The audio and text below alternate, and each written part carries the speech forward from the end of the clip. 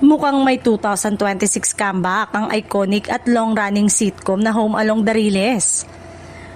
Ang nakakatuwang balita ay inanunsyo mismo ng official social media account ng show, kasabay ng isang teaser na nagpapakita kung paano nagbago ang pamilya Cosme sa paglipas ng panahon.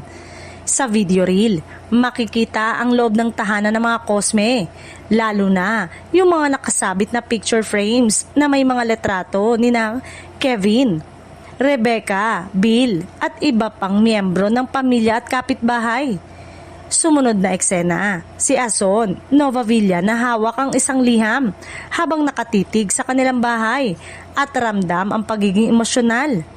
Wala pang detalye kung kailan eksaktong mapapanood ang reunion, pero ang tanging caption sa naturang post ay The Reunion 2026.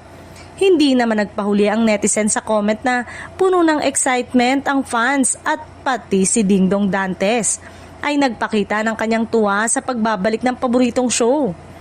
Para sa mga hindi aware, ang Home Along the Riles ay unang ipinalabas sa ABS-CBN noong 1992. Sinusundan nito ang araw-araw na buhay ng pamilya Cosme habang nakatira malapit sa riles ng tren. Tumagal ang palabas ng 11 years hanggang 2003.